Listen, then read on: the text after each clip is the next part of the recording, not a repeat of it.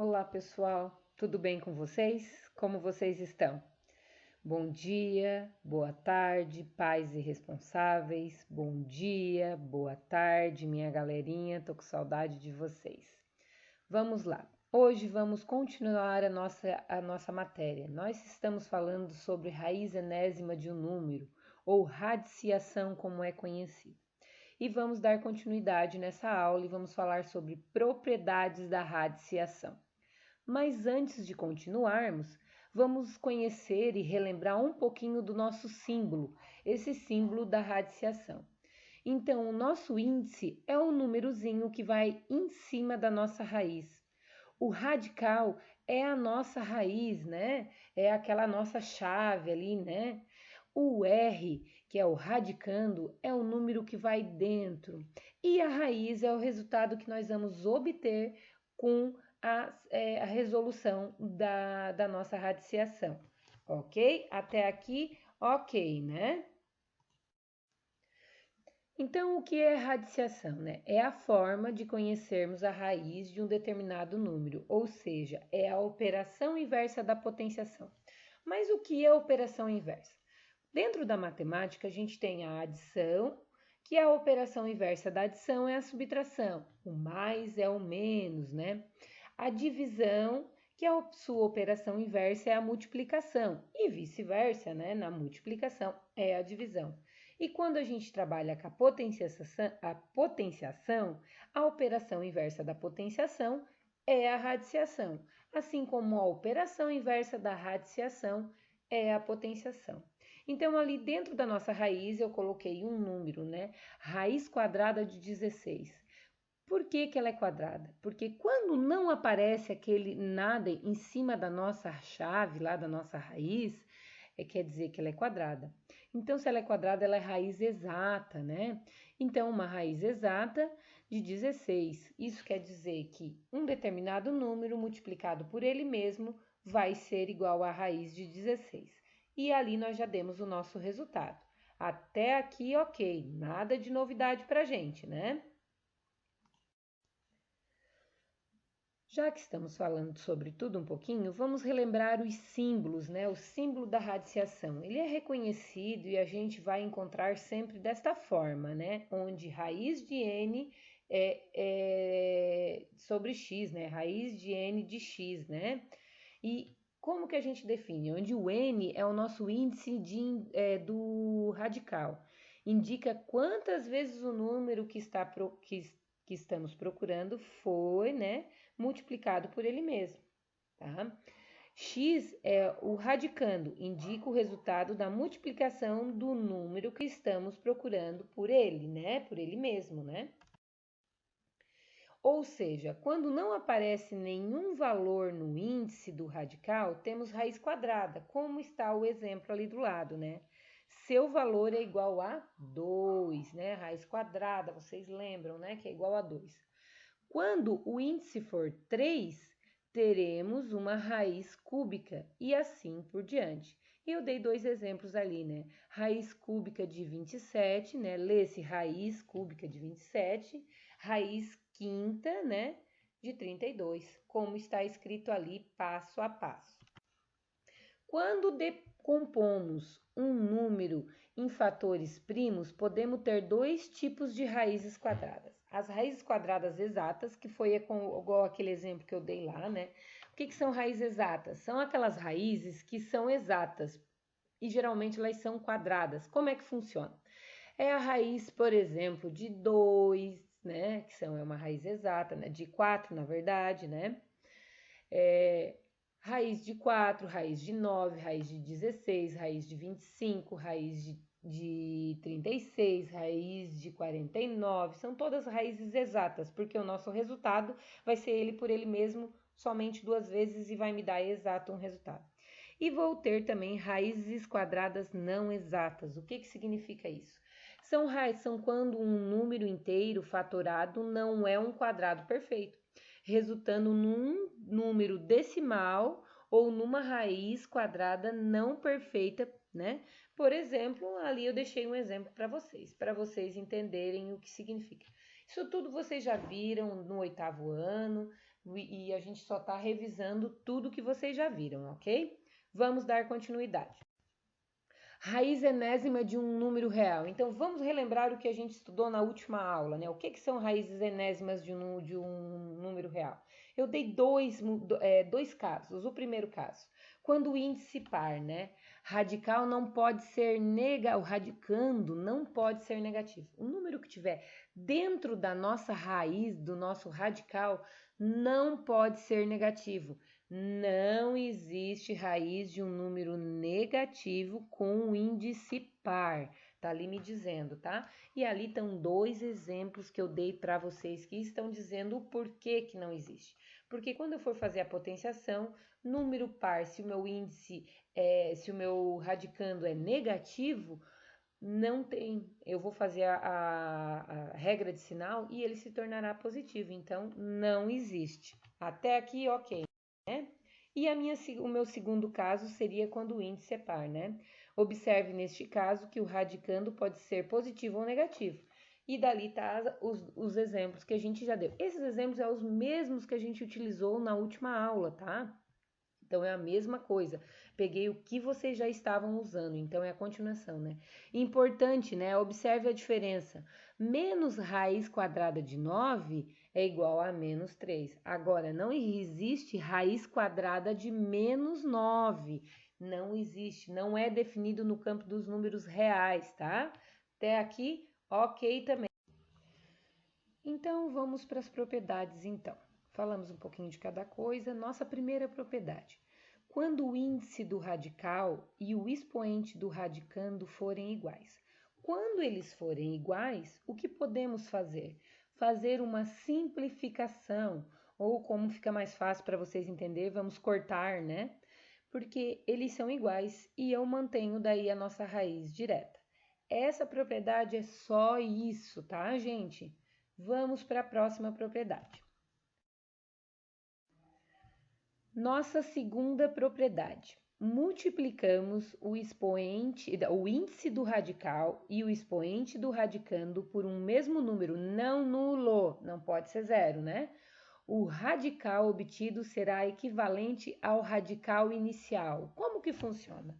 Se eu tenho uma raiz de n sobre a, né, na m, como que eu faço então? Se eu multiplicar, eu peguei como exemplo ali, ó, raiz quadrada de 7 sobre 3, né? Então, 7 elevado a 3.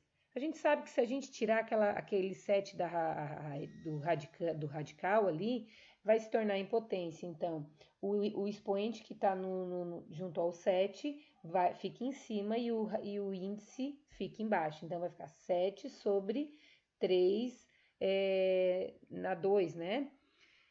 7 sobre elevado a 3 meios, né?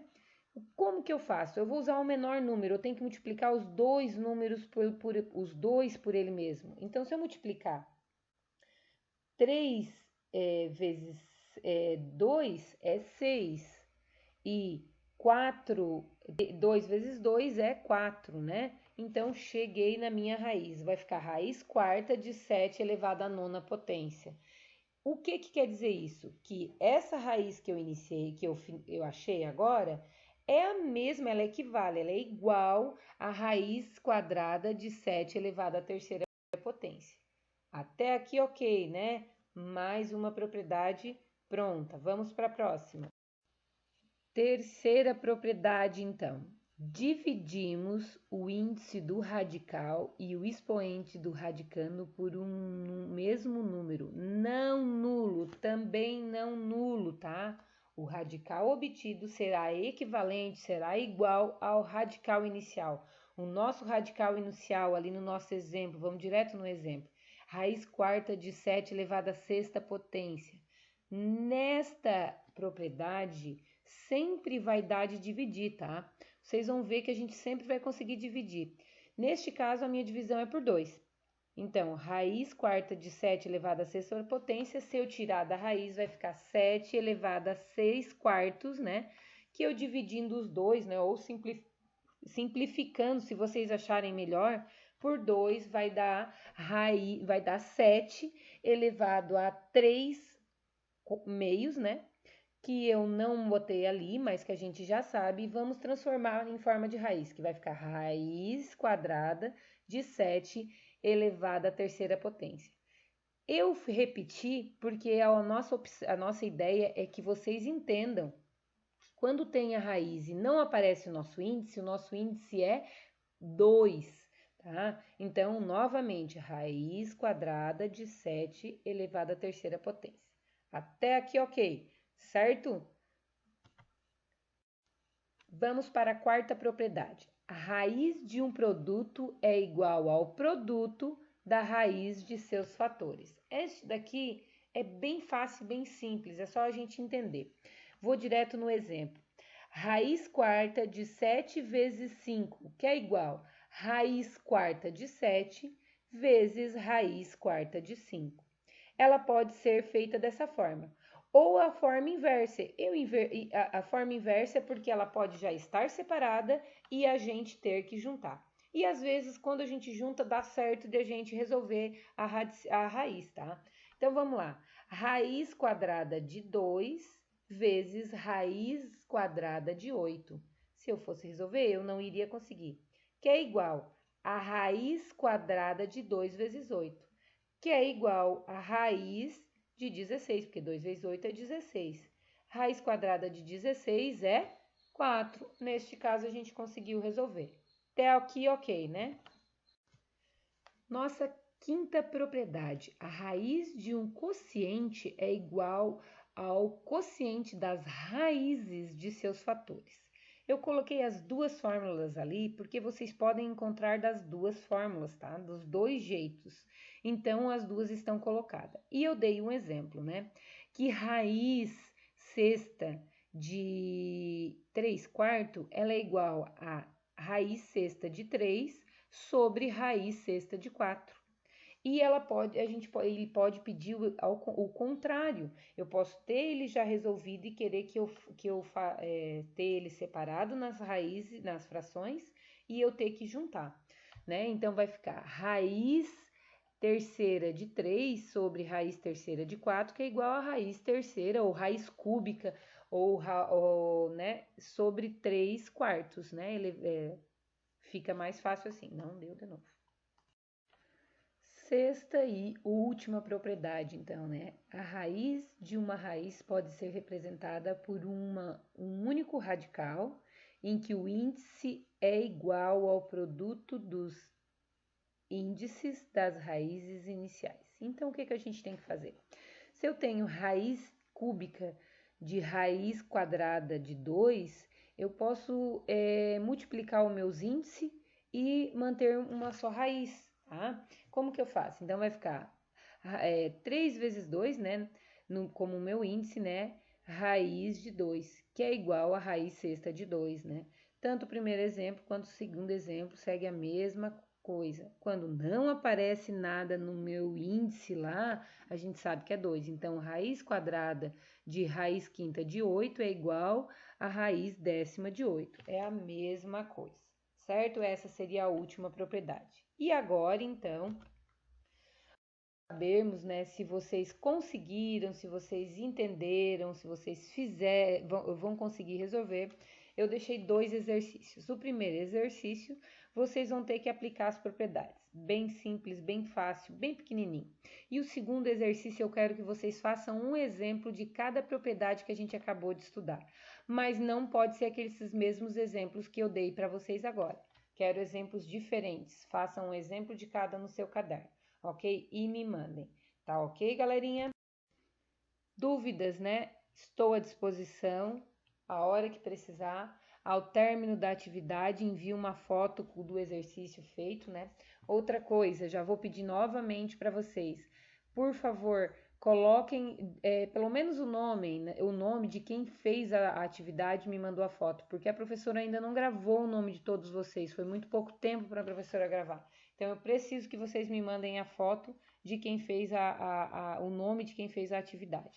E mais uma coisa, antes que vocês venham me perguntar, sim, precisa sim fazer no caderno, copiar no caderno. Copiem tudo no caderno, porque vocês precisam ter esse conteúdo. Certo, galerinha? Bom estudo a todos, né? Um bom estudo a todos, né? E que vocês consigam resolver bem tranquilamente depois dessa aula que a gente teve. E para nós finalizarmos, vou deixar uma charge, né? Quando minha mãe me ensinou a tabuada, né? Então, 2 vezes 2, 4. 2 vezes 3, 5. 2 vezes 3. Eu faço isso com vocês lá dentro da sala de aula, vocês lembram? Certo, galerinha? Só pra gente rir um pouquinho. Um beijo no coração de vocês.